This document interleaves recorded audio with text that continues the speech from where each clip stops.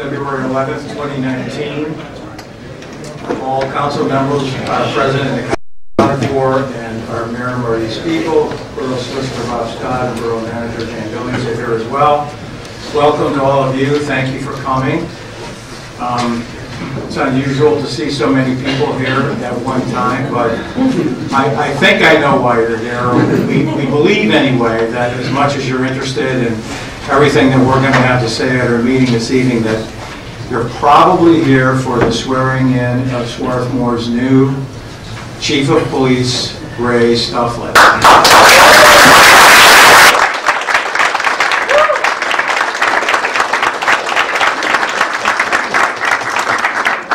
We're very happy and honored to have all of you here, and we're absolutely delighted that Ray Stufflet will be our new Chief of Police.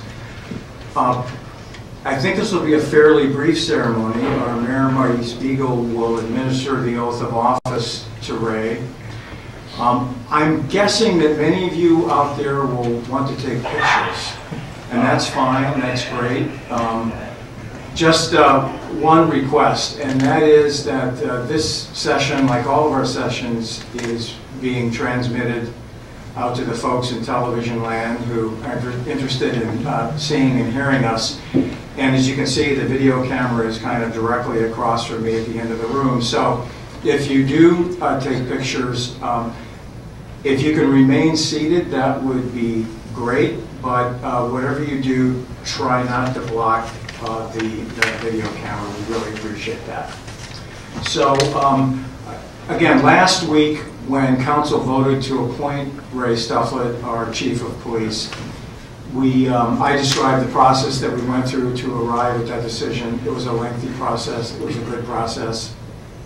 At the end of the day, I think we were all extremely pleased to discover that Ray really was the best candidate, the best person for the job. I also briefly went through Ray's resume last week at the time we appointed him. I won't do that again, but suffice it to say, Ray has a wealth of experience both as a sergeant and as a patrol officer, and quite a bit of education up to and including a master's degree. So without further ado, I'm going to ask our Mayor Marty Spiegel to administer the oath of office to Ray Stufflet. Absolutely. Kids want to come up too. Does anybody else want to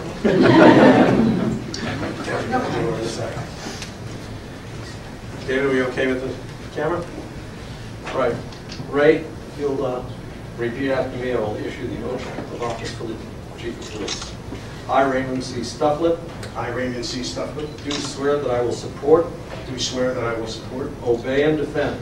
Obey and defend. The Constitution and the laws of the United States. The Constitution and the laws of the United States. The Commonwealth of Pennsylvania. The Commonwealth of Pennsylvania. And the ordinances of the Borough of Swarthmore. And the ordinances of the Borough of Swarthmore. That I will faithfully discharge. That I will faithfully discharge. The duties of my office as Police Chief. The duties of my office as Police Chief. For Swarthmore Borough. For Swarthmore Borough. And that I will uphold. And that I will uphold. Obey and enforce. Obey and enforce. The law without consideration. The law without consideration. To a person's race. To a person's race. Color. Color. Sex. Sex. Religious creed. Religious creed. Sexual orientation. Sexual orientation. Age. Age. National origin. National origin. Ancestry. Ancestry. Handicap or disability. Handicap or disability. I will obey the rules and regulations. I will obey the rules and regulations. Policies and procedures. Policies and procedures. Governing sworn members of the Swarthmore Police Department. Governing sworn members of the Swarthmore Police Department. Also, I will not knowingly accept. Also, I will not knowingly accept. Direct or indirectly. Direct or indirectly. Any money or other valuable thing. Any money or any other valuable thing. For the performance. For the performance. Or non-performance. Or non-performance. Of any act or duty. Or any act or duty. Pertaining to my office. Pertaining to my office. Other than such compensation. Other than such compensation. As may be allowed by the Swarthmore Borough Council. As may be allowed by the Swarthmore Borough Council. Congratulations.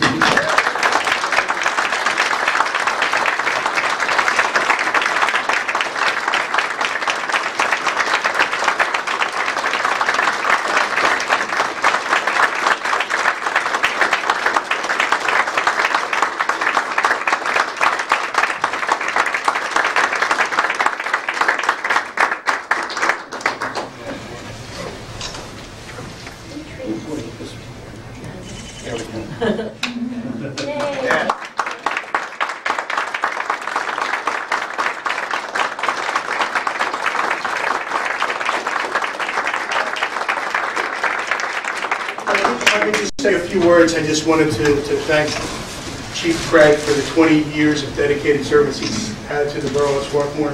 You'll be sadly missed. Everyone that came to support me, friends, family, colleagues, it means a lot to me that you're all here. I don't think I've ever seen the Borough Hall filled up this much. Borough Council, I thank you for the, I'm humbled by the selection that you bestowed upon me. You won't regret it. And mostly to my wife, my daughter Ava, and my son Derek. These are the three people that always push me to do the best job that I can. So I'm not one for a lot of words, but I thank you all for coming. And I look forward to working with everybody here and interacting with everyone from the borough that I have for the past 20 years. Thank you.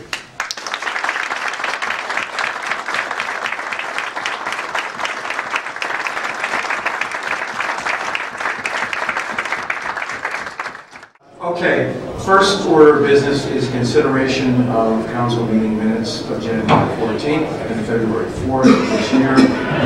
I assume everyone's got a copy of those. Can I have a motion to approve those minutes as drafted?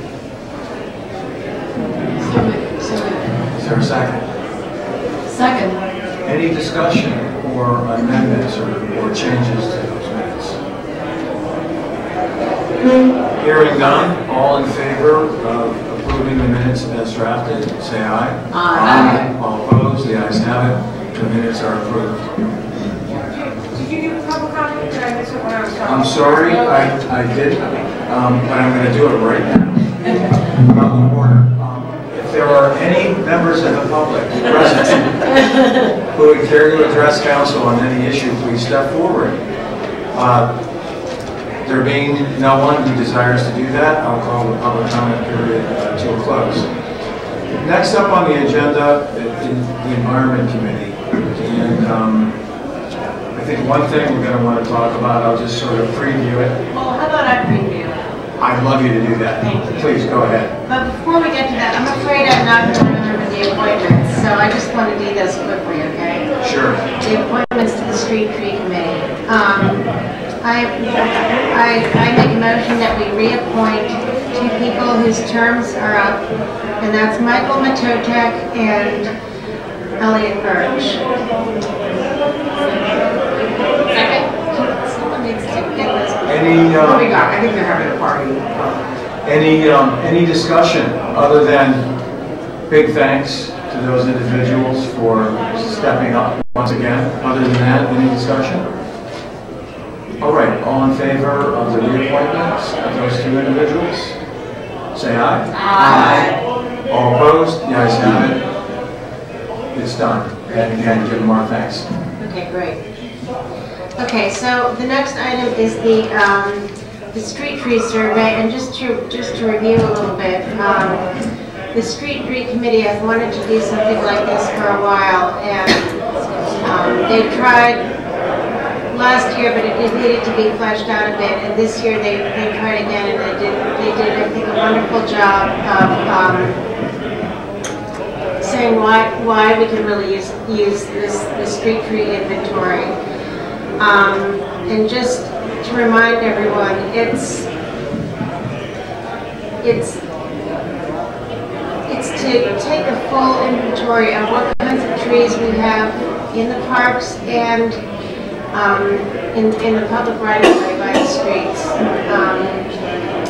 so that we can determine the health, so that we can see if there are any future blights or, horrible blight diseases that are coming our way, such as with the ash borer or anything like that, so that we as a borough can plan more proactively to retreat trees, to plan what kind of trees to plant where, and we had a couple of cases where several trees needed to be cut down at once, and one of them was by Henderson Field last year, and that was kind of traumatic because that's the shade that all the kids had, when they were playing soccer there.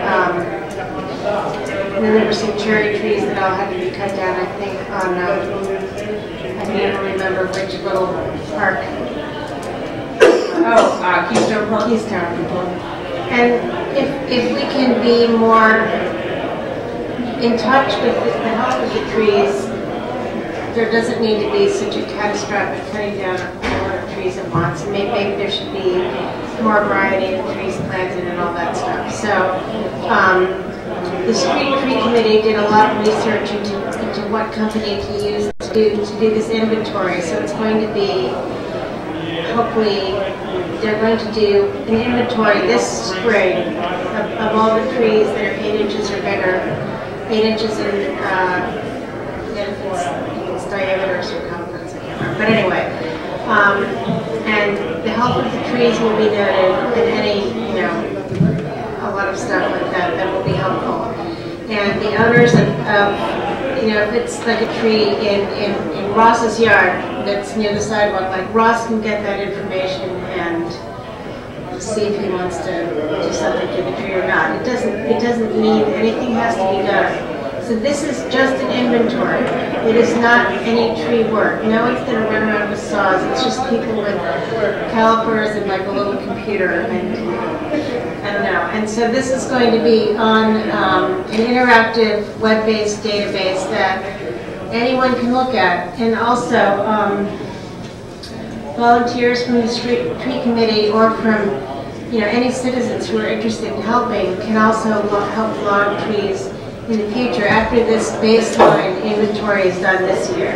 Okay, so after this year, it's just to be maintained by volunteers until a certain point when we want to have another big one done. So that's why it is $1,500 for 3 years, and then another $1,500 if we want to re-up in 3 years.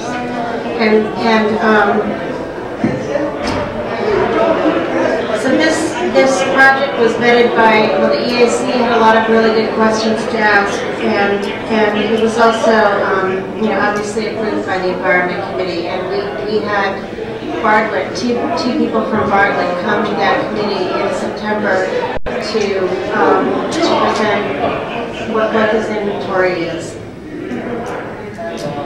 And then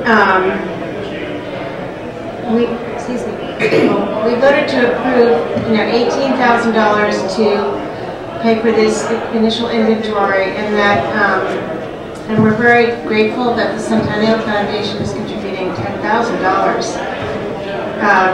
So it would be like $26,000 or $27,000. Bartlett has top flight arborists. They're used by Scott Arboretum. So I know there are questions about it, but I'm going to make a motion that we approve the contract that we received from Bartlett. Second. Right. Is there any discussion? I know I have a couple of questions, but I'm going to let other people speak up first. Can I just follow up? Can I ask a question about the information Laura just gave real quick? Well, we can all ask questions, so yeah, go ahead, shoot. You said $1,500 for 3 years, but then you said $26,000? Well, $26,000 approximately is for the initial inventory where all the arborists from Bartlett scatter and So that's to be the scope of the work. yeah. And then the $1,500 is to maintain, I think, the database. Oh, okay. Yeah. For a 3-year period. Yeah. And then if you want another 3-year period, it's another $1,500. Seems really cheap. All right, well, so I'm going to kick off the discussion then. Bob, I think that Ross had raised an issue with indemnification. I think I raised it. Oh, I'm sorry. Mary. The women are really just on fire here tonight. But you're right. You did raise it. And in fact, would you like to describe it for us? No, since you raised it, go ahead. I raised it because I couldn't understand why we would indemnify Bartlett. I mean, it was really that simple. So I think that I read your email or an email that you sent the contract back to them and asked them to take that out. I struck it from the contract and said, let's forward to them. I don't know if it has. I said, I'll do it. Give me the contact information, I'll forward it. We're saying you can forward it. I don't know. Was it? I don't get that. That was on Friday, so. Okay, so we haven't forwarded it to them yet, but our intention. I thought you were on it. Okay. Okay, so the intent is to go back to them and say we want this out, but we don't know how they'll respond to that. They may say, take it or leave I it. suspect they'll be like, fine. Oh, really? I think that I don't think that indemnification language is how they price this. I think that they want to sell the service and be paid for it. Okay. And they would have insurance. Sure. Yeah, Yeah. okay. And then my other question that I had was, I'm still not clear, I think you answered, Bob, but then I thought I heard a different answer today, or maybe from Jay one day. Who is the owner? Who owns the trees? Well, the street trees, the trees in the park. Right. Trees in public right-of-way are subject to public control in that you need to get the borough's consent to remove it or to trim it. But I think that to the extent you were to sell the lumber, I think it belongs to the property owner. It doesn't mean the property owner has the control that they might have over a tree in their backyard. Right. But ownership can mean lots of different things as to who owns the physical material. I think it's the property owner. We're allowed to enter into a contract regarding these trees. We have enough ownership right to do that. I think that you should think of this as a sidewalk. It's the same sort of thing. It is sidewalks are a private maintenance obligation that lies on public right of way that is both part of your property and part of the public domain. And you have a financial responsibility for it, but the public has a right to walk on it. And the borough has the right to send somebody to look at these trees and they can sell them. And if that, so I'm glad you brought up the sidewalks as an example. We wouldn't have any sort of vehicle. If the survey comes back that certain trees are damaged or need to be removed or trimmed or cabled, we don't have any vehicle to make the homeowner do that. We do actually. I think we have an ordinance that says that we can require trees to be removed, and we do occasionally. Doesn't the borough occasionally say a tree needs to be? Yes, yeah, if a member of the street tree committee points one out, we will send a letter saying that someone has identified the tree for removal. Don't do it very much for trimming. Or spraying or other things that I Never done it for spraying. Right. Or any sort of, I guess I would call it routine maintenance. So while I really like the idea of the street tree survey, this is one more thing that kind of leaves us with no teeth to really do anything about what information we get. It is possible that you would send a letter and somebody would say, I can't afford it, I can't do it, I don't think it's that bad, and it would not get done, without going to court. All right. May I ask a question about this? So, let's say there were a street tree in front of somebody's property, and there were a limb on this tree that was like rotten to the core, but it wasn't visible. The homeowner didn't know it. Nobody knew it. And one day someone was driving their car or walking, and this limb fell on them and, did some damage or injured somebody or worse. Who would be liable in that situation? Well, the property owners are liable for negligence and for, I think the circumstances you're describing, you don't have any knowledge, you haven't breached any duty. If you're aware of damage and something falls, I think it's on the line. Well, so there's my follow-up question. So if, as a result of this sort of survey, if it were determined that there was a problem with that limb, whose responsibility would that be? Would it be the homeowner's responsibility to have it taken care of, or? I believe so. I'm going to try to confirm that in the statute book. but I believe that that is the case. I believe the borough is only on the hook for trees on its own property, not on the hook for Even if the borough had knowledge I of. believe that's the case, but let me try to confirm. I just want to discuss it. Because the only thing I'm thinking is, in this situation, it's conceivable the borough, maybe in the person of Jane Billings, would have knowledge of a problem before the homeowner did. I mean, the homeowner might ultimately be, I mean, you, Jane, might then tell the homeowner, hey, there's a problem with this tree, but you might know before the homeowner does, and if something happens. I mean, this is purely hypothetical. Just Well, and then just to go back to the sidewalk analogy, because this one I'm more firm on. Sidewalks are private responsibility, but the borough, under the Tort Claims Act, has secondary liability. So if the borough is aware of a faulty condition on a sidewalk, the property owner remains liable, but we might have to pay their deductible. And if they didn't have insurance, and there was nobody there, then the borough could get pulled in. And it's secondary liability, not primary. But we are also then potentially creating a liability for the homeowner if we create knowledge of some fault in the tree. Well, I mean, I think, just like when you go out and check sidewalks for trip conditions, you're not creating the liability, you're creating knowledge of it, right? It's not, this is not going to cause any physical circumstances to change. It's going to be dangerous or it's not, and it's a matter of whether there's now somebody knowing. But as you just said, if someone didn't know that there was a dangerous condition in the tree and some hazard occurred, then there wouldn't be liability. But if we find out from the survey that there is something wrong with the tree, and then I assume we would inform the homeowner, then there is liability where there wasn't any before because they didn't know. So the knowledge Yes. is that, yeah. Can I comment? sure. So I responded, this issue has been around for a while about doing the survey, came up in general government, and I was in general government, and I think everybody likes the idea of a survey.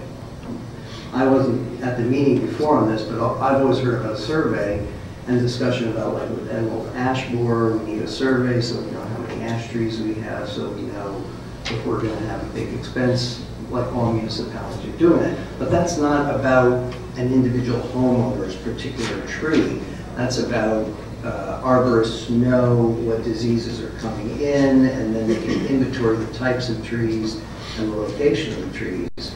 And they can also talk about the general health of the trees, as opposed to targeting a particular owner's tree. So I was surprised with that part of it. When I saw Bartlett's proposal, I thought, okay, well, they're looking at it from I mean, John Study's come to my house twice to, you know, they do the standard thing. They come, what do you want? We tell you from an arborist point of view what we're going to do. They're not thinking about borough councils or the borough's considerations about ownership of trees. I wouldn't expect them to. So I put the time into rewriting this, and basically the trees that are the boroughs, which are the park trees, and the trees that are on borough property, like our recycle center or whatever, we own those trees. They're ours. We should be checking out if they're healthy or not, and if they're not, we should be doing whatever we should. So I rewrote the contract to say that's Exhibit A or whatever. That's the risk assessment for borough trees. I'm completely down with doing that. But in terms of the 3,300 street trees, I thought, okay, well, how are we going to follow through on this? What's the follow-through? So I always envisioned the follow-through was if there are ash trees, if there are other diseases, and also assist the tree committee in deciding where they want to encourage people to plant trees. But I never envisioned that we would be putting in our files or sending anything to individual homeowners that they have a risk-assessed professional arborist problem tree. As a homeowner in this town, I would not appreciate that if somebody said that to me. That's mine now. I'm on notice of that. It's just if a child is injured, Somebody's walking down. But don't you want to fix the tree if there's something wrong with it? The whole point is to help people understand what the heck is happening to their tree. That is true. That is true. But even in medicine, there's all sorts of articles now talking about how if you overdo diagnostic work, you can actually cause problems. Okay, so this is an issue where a homeowner may feel like, okay, I'm perfectly capable of working my trees. Like if somebody came by, I'm sure that there are many houses in this town, Mr. Lee could attest to this, that probably have problems with their electrical systems, okay? And the borough could say, we're going to go around and we're going to inspect everybody's electrical systems. And then Well, no, we can't do that. I don't think that's an analogy. I'm saying it's the idea of a government intrusion into an area where But we're already intruding them because we have street trees. Okay, well, how about if, I'll just give you my thoughts on it and you can respond to them if you want. But for me, I'm not willing to be in the position of going around to 3,000 trees in a town and telling people that they have to do one thing or another with respect to those trees. They don't tell people what Okay, to let me do. just finish Okay, my sure. explanation Yeah. here. Okay. So also the contract specifically states that we're the owner. We are not the owner of those trees. The lawyers on this committee know that property and ownership is a bundle of sticks. There are various rights in that bundle. We're taught that in law school. But as the solicitor was saying, if a vandal came by and damaged my valuable tree, the borough isn't going to have standing to sue for the value of that tree. The homeowner is going to have standing to sue for the value of that tree, and the homeowner is going to be sued. Also, the town may be brought into the lawsuit if the lawyer finds out there's a file and we have knowledge of the defects. So I separated them out into two projects. A risk assessment for our trees, and B, a survey, a simple survey for the private residence trees. And I'm okay with that. I added another exhibit because the licensing agreement applies to both of them. But I really wanted to separate the two. And also, I felt it was inappropriate to have a contract between the tree committee and Bartlett. I think the contract should be between the borough and Bartlett, and I think the... Well, it is, yeah. Not in the proposal that he sent, no. No. No, the tree committee is listed as the agent in that. So it's just not really written like it's not really written like it's a tree proposal that you would, it's a very good tree proposal, but it's in the format that you would give to a private homeowner, not in a government contract in my view. So you can take it or leave it. I put the effort in to draft this in a different way, and conceptually I see it differently along these lines. The survey of the street trees and a risk assessment and an inventory of the trees that the town owns. And it goes forward on that basis. The duties, the legal duties are separate then. It's whatever you want to do with it, that's my answer. So the survey would be like the type of tree, the health of the tree, and it would be a general, they would, the type of tree, the location of the tree, the size of the tree, the age of the tree, but really they would be doing a general survey about the health of the trees. In other words, if somebody comes to us and says, there's a tsunami of ash trees that are about to go, and we're going to have to deal with that as a municipality, I want to know that.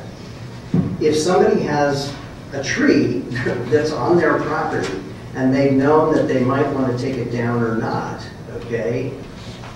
I don't think that's the borough's job. I don't think the borough should get involved in regulating how everybody's taking care of the trees. Can I ask a question? Sure. This is from a position of somewhat ignorance. How would you differentiate the sidewalks then? Like, would you make the argument also that we should not be surveying the sidewalks because, similarly, because it's really the homeowners, they can decide whether it's safe or not. I don't see them as at all analogous. I don't see them as What's the difference? I guess what's the difference? There are like reams of case books talking about sidewalk liability, the Hills and Ridges doctrine, people who are liable for sidewalks. And that is something that municipalities are in. They are fully in. Right. We have people going around, and we got a lot of people really pretty agitated when we even did Yeah, It's a regular thing. In terms of going around and citations for bad trees, we're not in it. So the idea is that you can voluntarily undertake a legal duty that you do not already have by acting in that. So you're saying that precedent-wise, there's really no tree, that doesn't exist, But I would, generally speaking, municipalities? let me push back, let me just push back on what Ross said. one at a time. Sure. Yes. Municipalities don't have the same degree of tort exposure that private parties do. Municipalities have sovereign immunity against torts, except for those that are listed in the Tort Claims Act. And the example I used was sidewalks, where this municipality has secondary liability. During the process of this, I have read through those other items for which the municipality is exposed to tort liability, and it is trees on your own property. It's not trees on private property or in the right of way. So I don't think that undertaking that additional duty gets around the fact that the Tort Claims Act says what you're on the hook for and what you're not. I totally understand that, but if somebody is injured and we have a report saying that we knew that that tree was bad, okay, that's different than the legal duty issue. There is a policy issue around this as well as a legal duty issue. I also think that we need to be clear in our communications about what we're saying. We need to be clear with people. If we go out and there are trucks in town and people are going to know that we're saying we own these trees, then we need to not be hypocritical about that. Then if we own them, I'm saying I looked at this and I'm like, we're going to own these trees now. And I'm not ready to own them. So I hear what you're saying, and I heard your question, but is our concern primarily with liability, or is it with the safety of residents who are walking down these sidewalks? I mean, I would think that if somebody was going to do a tree survey and they said, Sarah, one of your trees is fine, the other tree, it could go either way. It's up to you to decide what to do with it, which I'm pretty sure that's what this tree survey would do. It doesn't mandate residents to take action. Yeah. I would be happy to hear that because I would want to take care of it because I have kids, neighborhood kids walking by, and I'd be so glad that I wasn't ignorant to it before. I wouldn't care that, oh no, now I'm liable from now on I'm going to be liable here on out because I know about this. I would be glad. And I just don't see, I feel like our job, if we have the capability of, increasing the safety of our residents, we should do it. And it's not mandating the homeowners to do anything, it's just giving them information, which I think is a gift. And then it also does everything you were talking about, helping us to consider planting and planning. And, the website's pretty awesome too if you had a chance to look at it, when you have a chance to look at it. It really maps out our whole town. We can look at different areas as to what types of trees are there, and it's pretty... I think what Ross is saying is we created a liability for this person. Once we tell them about this, we created a liability. If they can't afford to fix it, and they've not taken on. I mean, is that basically what you're saying? Well, they were liable. They were liable if they didn't know. It's a couple things. It's that's one. That's one element. That's only one part of it, Okay. though. Another part is that we are not the owner of those trees for purposes of common understanding. We are not the owner of those trees.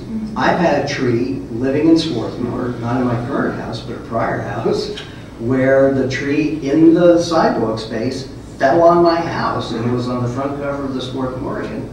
And I was told, the borough has nothing to do with this tree. It's your problem, okay? And I believe that, okay? So I think that is going to be our position going forward. So and I think the contract should reflect that we are the owners of the trees in the park and on the town properties, and we are not the owners of the street trees. We were calling them street trees because they're on the street and they're in the right of way, and the borough has certain rights of way rights, but they're not street trees in the sense that, they're Joe's tree.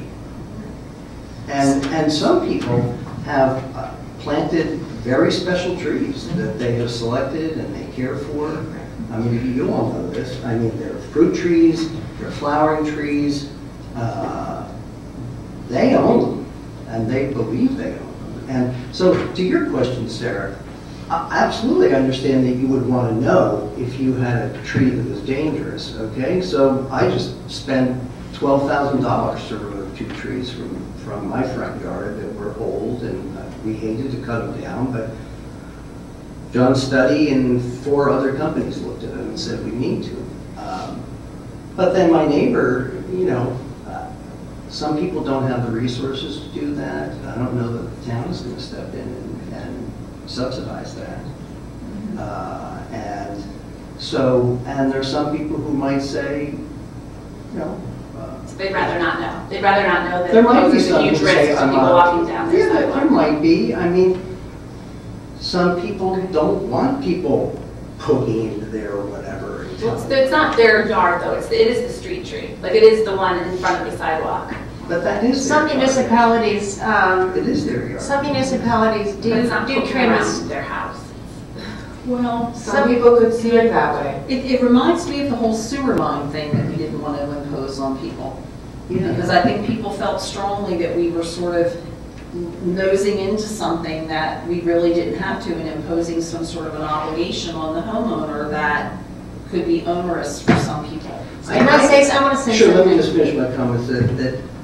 Sure, if all these municipalities are dealing with the ash borer, okay, and sure, there would be a benefit there if we come in and say, look, we want to just warn you, you have an ash. You might not know that you have an ash, and this is coming, and you might want to plan for it, because it's affecting a lot of people. So I feel a little differently about the overall health of the forest or whatever, you know, that sort of thing, as opposed to, by the way, your particular tree, you know, you probably shouldn't cut it down, you know, not for any reason that's community-based, but more individual. Sorry. Go ahead. So, well, maybe there is a way that we can just differentiate between the borough property trees and the right-of-way trees on the street, like you said, that will be acceptable to Bartlett, but I feel like if we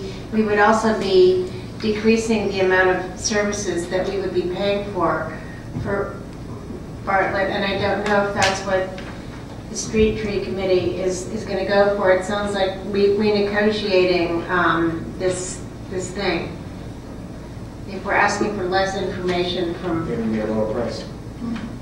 from Bartlett, or whether it would be helpful. So maybe it is something that can be renegotiated with talking to the street tree committee in Bartlett. And maybe if it's focused on that, you might be able to repeat it more frequently in the future. Because if we just do it and it just sits there and we don't do anything. Well, obviously, yeah. Well, Yeah. we had all this discussion before. Yeah. If we do go to a more simple survey where we're just identifying the trees, what type of tree they are, the age, general information, I feel like we don't substantially lose too much. I mean, this would be up to the tree committee to decide, but I feel like it still generally serves the purpose of what they were trying to do in terms of having a sense of what our tree population is without adding maybe the health and risk element, which might outlive. And just on another note, in terms of planning, I think we have the same kind of issue. It's a great idea to think about planning, but when we go to a homeowner and say, hey, we've decided your yard would be great for an X tree, a lot of people might not want to go along with that. So, and people also can put their own trees in, right? Well, So, it involves education, and you know, you can often bring people along with an idea, like let's plant elm trees here, or let's plant whatever. I mean, I think we're looking at it as this project as a big burden and full of potential lawsuits. Whereas really, it's a very, I think it's a very positive idea that will help us, you know, respect and learn more about our trees. But I can see, I mean, I think to your point, Ross, I mean, I do think maybe we can back up a little bit on the things like, you have a huge overhanging limb that's going to knock someone dead kind of thing. I mean, and I don't know what exactly, I think they can pare back the information that they're getting, as I recall from their presentation. So, can I, maybe we should just table this, and so. Sounds like an excellent How do I? Someone want to move to table the pending motion? I'll move to the table. Is there a second? Second. All in favor say aye. Aye. All opposed? Motion's tabled. Okay. Okay. So I will,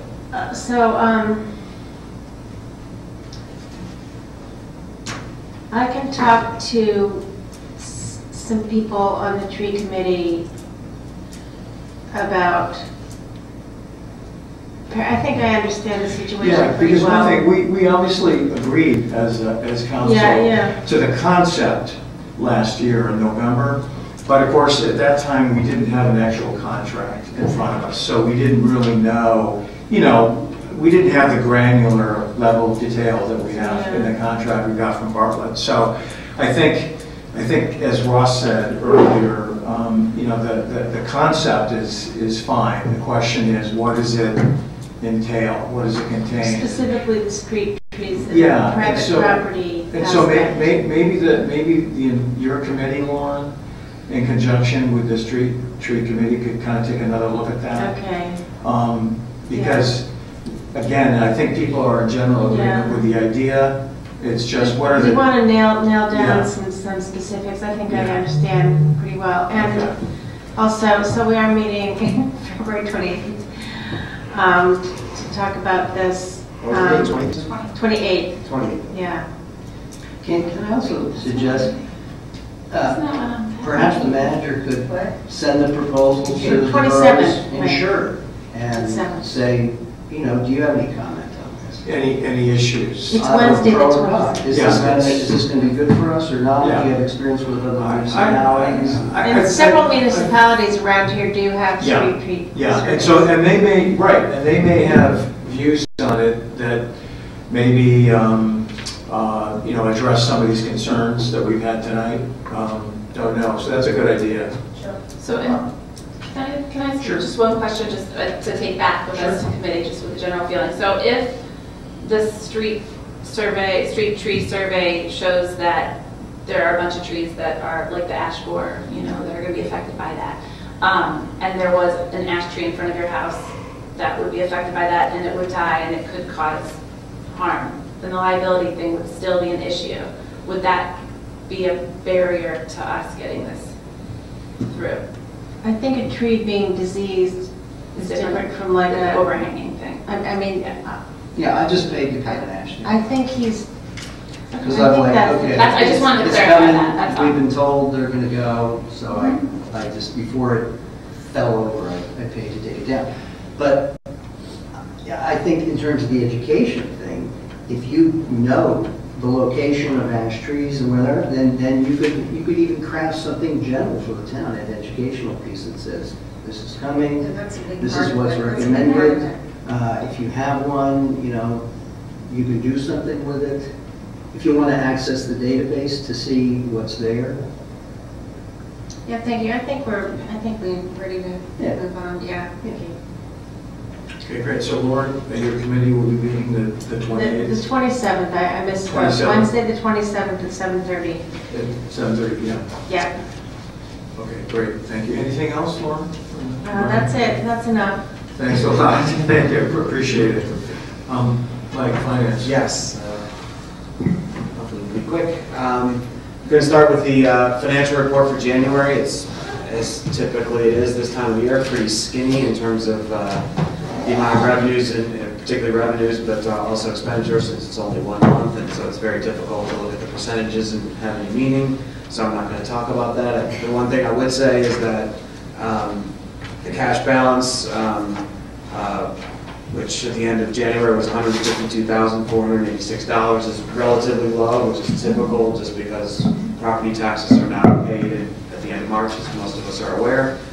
But fortunately, some people are already paying, so we're not going to actually go into the red, even though we do have other reserves, and typically we would just borrow if that were the case. So I'm not assured is not the right word, but it seems very unlikely that we would breach that, just given that money's starting to flow in now. So there's nothing really otherwise in terms of an issue about the revenues and expenditures that's worth commenting on, just given one more. So any questions about the financial report or the cash balance, or anything related? Moving on, I'd like to make a motion to approve wire transactions for January totaling $44,545.20. Is there a second? Second. Any discussion? All in favor say aye. Aye. All opposed, the ayes have it, motion carries. Okay, and then finally, hopefully everyone's had a chance to take a look at the bills for the month, the open invoices, and I'd like to make a motion to approve the total balance of bills of $151,106.08. Is there a second? Second. Any discussion? All in favor say aye. Aye. All opposed, the ayes have it, motion carries. And then the Finance Committee will be meeting on February 25th, which is the Monday at 7:30 p.m. Just a couple of quick issues. I don't anticipate a long meeting, but you never know, I guess. So, and that's all. Great, thank you, Mike. Thank you. Sarah, general government? I have nothing to report, but we are meeting on the 28th, on February 28th at 7:30. It's a different time than usual, but Okay, 7:30 p.m. here. yes, Okay. to accommodate for the President's Day holiday. Right, okay, thank you. Betsy, planning and zoning? Just again, that we're continuing to work on this senior co-housing ordinance and the issue of permeable and impermeable language in our zoning code. The Planning Commission is looking at that this month, and we will be meeting this Thursday, the 14th at 7:30. Thank you, Betsy. Anything else? Mary, public safety? Thank you, David. We will be meeting on Tuesday, the 19th of February at 7:30 p.m. here. Anything else, Mary? No, thank you. Thanks. Bob Ross, public works. We will be meeting on Thursday, March 28th at 8:30 in the morning here. The only thing is, February or March? February. Yes, February. And I don't know if you want to say anything about the island. Not yet, we're just working on getting 3 bids for the island removal. It's below, it will, based on what the first bid came in at, it will be below the bidding threshold.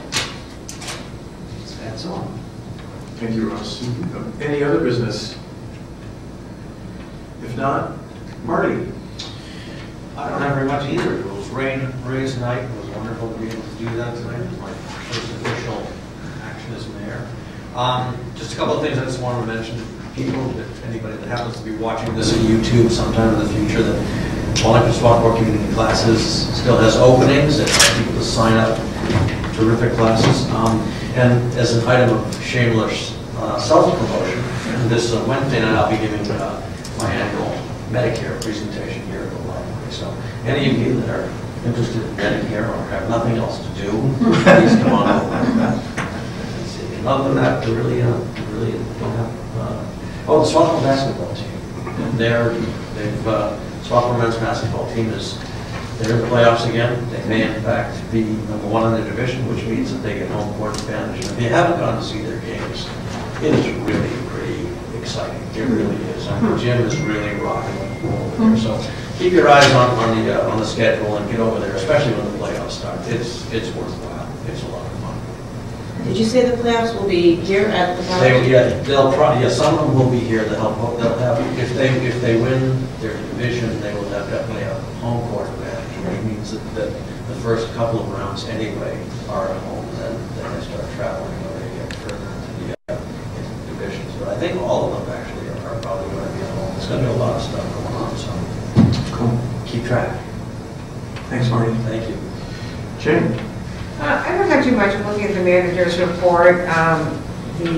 Once again, the recycling center is, a lot of people are taking their paper and cardboard to the recycling center, which is great. The trash is down. I did notice, I think someone is speaking at the gathering place from Delaware County Solid Waste. I think I'm going to go to that meeting because there's still a little bit of confusion. There was an article in the Swarthmore Borough about glass, and some people thought they aren't allowed to recycle glass anymore. And while it is not a very great material to recycle, apparently some of it, or maybe most of it, ends up actually in the trash. We actually still do accept glass, either curbside or at the recycling center. So I just want to, so I think I'll go to that meeting, and it's, as I said, I think it's being put up by the Delaware County Solid Waste. A few Steps has put together a group to visit the new Mascaro recycling plant, which is somewhere in Montgomery County, I think. It's near Oaks. Yeah, so, that's exciting, and I'm going to go to that. And our current hauler, BNL, also knows we're going to go to that. And he said, go for it. If we can find a better, cheaper place to recycle, that will be great. The last thing I have is one of the meetings that I attended was this Pico Street Lighting Forum. It was sort of a discussion of the never-ending discussion of the tap fees. For those of you who've been around for a while, you know that each one of our street lights, 2/3 of the cost is a set fee with Pico to tap into the light, hence it's called a tap fee. And the rest of it is based on the amount of electricity that you use. It's not metered, but it's a set number of running hours, and it does decrease if you use a better light bulb, like an LED bulb. So managers and DVRPC have been working with Pico to try and get them to lower that streetlight tariff, the tap fee, to encourage people to use, to switch to LEDs. So at a very nice luncheon, they told us that they have reduced the tap fee, but they've reduced it from an amount that was only up for about 6 months, and they increased the kilowatt hour charge. So I do not think we will see any savings. It was a pretty rough question and answer period for Pico, in which, you know, in the end, the manager said this is a company that needs to make money selling electricity. They're not giving it away, and pretty clearly that's the case for us. So we will continue with our LED conversion. We don't replace with anything except LEDs now, but it's not going to save us scabs of money. And by the way, Pico doesn't get to just set their rates. They're all approved by the GC. So they and actually all of you probably saw, if any of you pay attention, there was a street light, everybody's lights, everybody's electricity charge went up some. I think the overall increase was maybe 5%, something like that, for residential rates. So, yeah. Nice luncheon, not nice news. That's all I have. Thank you, Jim. Bob? I'm going to ask for an executive session on Flanagan lawsuit. Okay, thank you, Bob. Could I have a motion to adjourn into Can I executive just session? follow up real quick on what James said? Sure. I don't know if anyone's following this. At the federal level, there's a proposal to add a mileage tax to hybrid cars because since they're using less gasoline, tax revenues are dropping. So I just think it's this real interesting, when you try to do something positive for the environment, it affects tax revenues, and the man's coming to try and get it however he can. Wow. Thanks, Betsy. Yeah. All right, a motion to adjourn into executive session? So moved. Second. Second. All in favor, say aye. Aye. So adjourned.